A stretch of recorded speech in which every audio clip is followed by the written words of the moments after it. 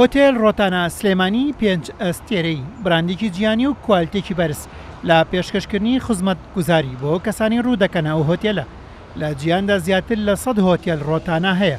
ڕۆتانای سلێمانی پێنجەم هۆتێلە لە عێراقدا کە خزمەت گوزاری پێشکەش دەکات.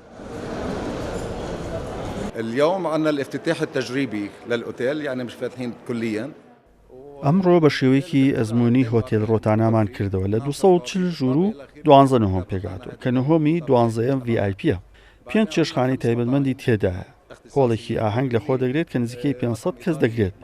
5 هۆڵی کۆبوونەوەی تێدایە ئەمە جگە لە 2 مەلەوانگە و مەساج و ساونە. بالإضافة إلى ذلك عندنا قاعة الحفلات بتشيل لحد 450-500 نفر تقريبا، تختلف حسب نوع الحفلة.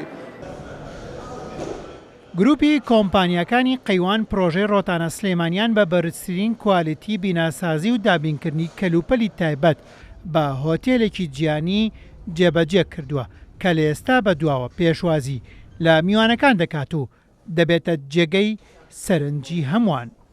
دڵنیاین لەوەی کە لە ڕێگەی موتێلەوە باڵاترین و پێشکەوتوترین خزمە گوزارەکانی میوانداری پێشکەش بۆ میوانانە ئەکرێت کە ئێرە هەڵە بژێرن و لە هەمان کاتە گروپی کۆمپانیەکانی قەیوان ئەوەی کە زۆر بەلایەوە گرنگە و نیەتێتی ئەوەیە کە بتوانن لەم ڕێگەیەوە خزمەتی زیاتری کەرتی گەشت و گوزار و میوانداری بکات لە کوردستان و بەتایبەت لە شاری سلێمانی.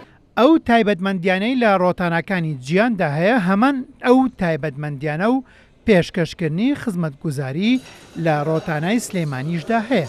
لێرە بەدواوە ڕۆتانای سلێمانی ستاندەردێکی بەرز و ئاستێکی تازەی میوانداری دێنێتە سلێمانی و دەژبێتە ڕوویەکی تر بۆ جوانی سلێمانی و گەشە پێدانی کەرتی گەشتیاری لە هەرێمی کوردستاندا.